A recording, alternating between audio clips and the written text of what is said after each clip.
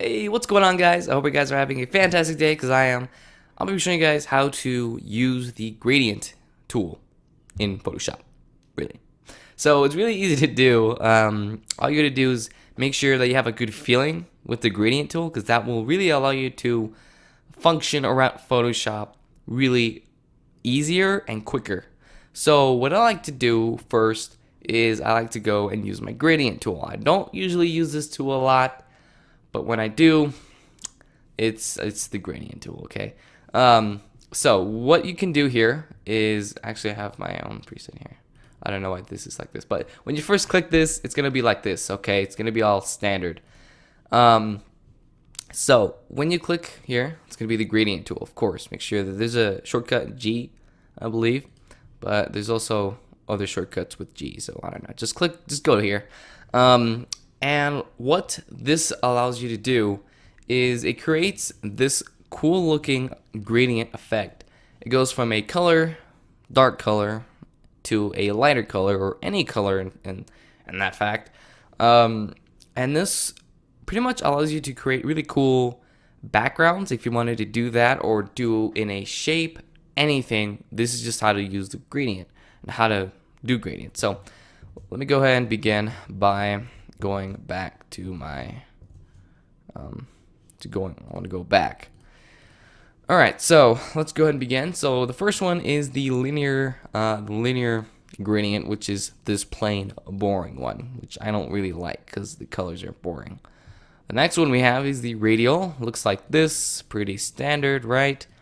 The next one we have is, it's kind of weird, I never even used this, but it's the angle gradient. It looks, I don't know, it looks weird. Kind of, I guess you could use this for like, I honestly don't know what you could use this for, but I honestly never use this. It kind of looks sort of like a sphere.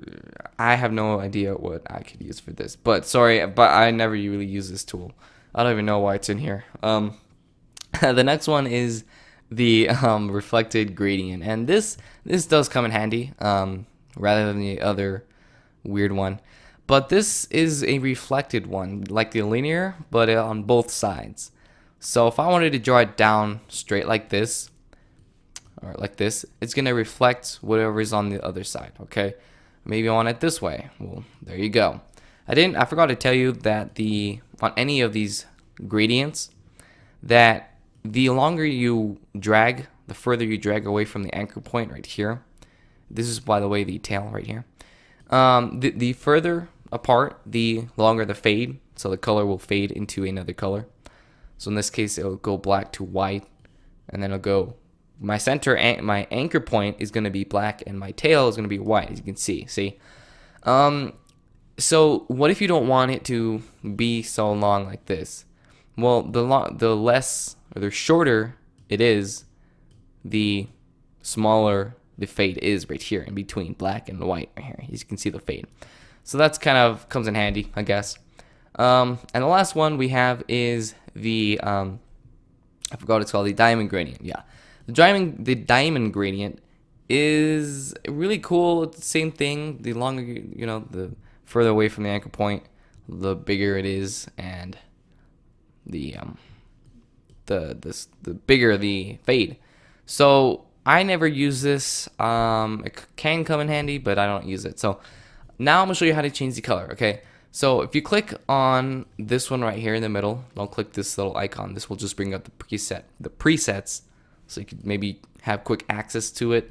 Be really colorful, or maybe you want to create a new gradient. I'll go over this after, but if you want to change the color, you can click this little color icon there, and it'll bring up the gradient editor. Here you can have or select presets that Photoshop has included. You could have these boring colors. Well, I call it boring because it looks weird. But say you wanted your own custom color, really easy. First, you could either click this right here and click the color, or just double click this square. I like to click this because sometimes I mess up and I click this or this. I don't know, it's based on personal preference. So maybe I wanted to go with a red, okay, and I click OK. So this is going to be our anchor point.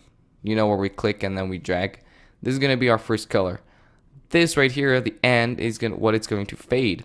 Okay, so I want to change the color to a lighter red, sort of like a pinkish color.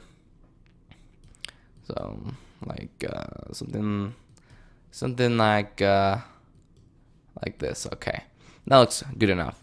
You can also like say every time, or maybe you don't want to do this over and over again when you create a gradient, you could actually name this.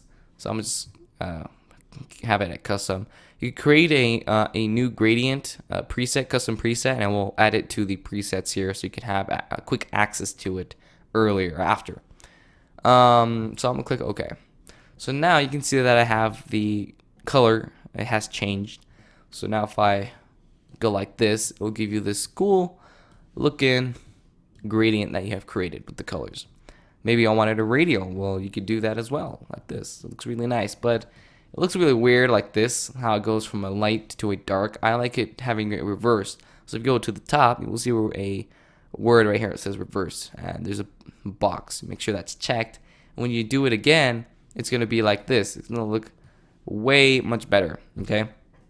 Now, I didn't tell you this, but you can see that it's not straight in a straight line. Well, if you hold shift, this will allow you to have it straight. Because you can also have it at 45 degrees. Want to be really technical. I can have it up or down, left and right, all over. Okay, I like to use it. I usually use it when I hold when I do my radials. I hold down shift and I drag up, and that will have a cool stuff. But maybe you wanted to add more colors to it, and you can click right here in the middle, just in an empty spot. Don't click here. This will just sample the color. So click here and it will add another box. This box you can change the color like you did right here. Where it says color, click the right here. And you can add another color. Say you wanted a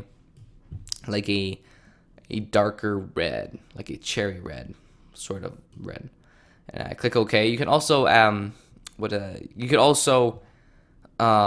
what was I gonna say? You could also change it to like have it changed different view options. I don't know what these are called, but you can have it to change a different viewing option. So maybe you want it like this. You could do that as well. You know, it's personal preference. You can have it like this. You can have it like this, well, like this. I like to have it normal because I'm used to it. So I'm gonna click OK. Now maybe you didn't want to go and look for the colors. You can also import your hash code, I believe that's what it's called, and you could like literally type it in, so like 9 or 5 or something. So that's really cool. I'm gonna click OK. So here it is. Now it's gonna go light, and then it's gonna go dark, and then it's gonna fade off like this. Maybe I wanted this color to be the same as this one. Instead of clicking here and going and finding the color, what you could do is you can actually click on this and sample this color right here, and then we'll sample it. Pretty cool, huh? Now say like you wanted, see these little thing here, this will allow you to change the fade. Like you want it, see where it says location, that changes. So the further you have it, like 92% from this point to this, no, from this point to the other point, that will be 90%. Actually, my bad, sorry. It's going to be from this point to this point because it's in between these two. So yeah, this will change the fade here. Let me change the color so you guys can see. I'm going to change it to like blue or something.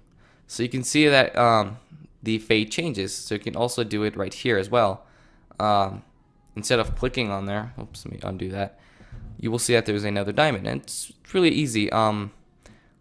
Whoops. So you would have to click on here, click on any of these two boxes. You could also click the middle. If you click the middle, it'll give you both of these, because these are the end. These are pretty much the whiskers, I could say, of the left whisker and the right whisker. And this will allow you to change the fade in between. Between this point and this point, it will be 51%. So here, maybe you want 11% of red, or maybe you want 90 or 75% of red. Depends, you know.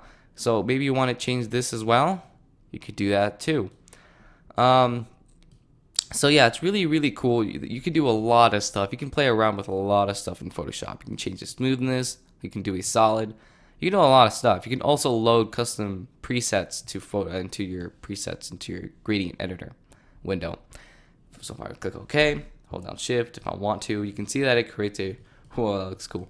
You can see that it creates the color that you picked. So maybe I don't want it reversed, uncheck the box, and it'll be like this.